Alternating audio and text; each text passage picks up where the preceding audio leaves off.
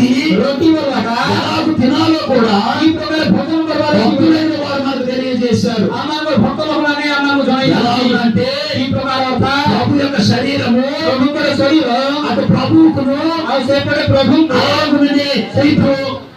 ఏపటే భూలోకములో ఉన్న స్వర్గరతివా పృథివీరతివా శత్రువులైన వారికి శత్రువులకు సాతానుకును శ్వేతాలకు మధ్యన ఆయన నలిగిపోయాడు.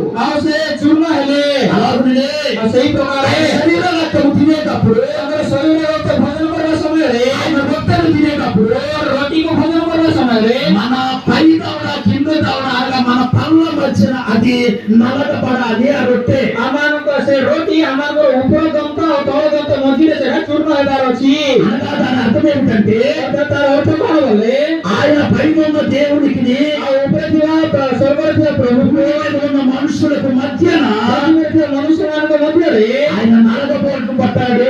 చూర్ణ హెలే అందుకనే అది తేలికైన రొట్టె కాదు, సహజ మీద రొట్టి నువ్వే అది తేలికైన రసము కాదు, సహజ గ్రహణ కరా రసం నువ్వే మనము చేసిన అతిక్రమ క్రియలను బట్టి మన కొరింథీయుల పాపము ఆయన నలగబొట్టబడిన శరీరం అయింది.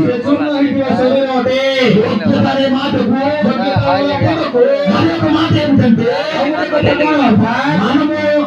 మనకు మనముగా సర్జించుకునే ఆ భోజనమును తినాలి.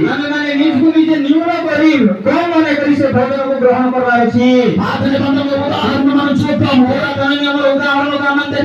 ఇశ్రాయేలీయులైన వారు ఇశ్రాయేలీయులకు మానే ఐగుప్తు నుండి విడిపింపబడిన తరువాత మిస్ర దేశంలో భారతదేశంలో అవుతారు.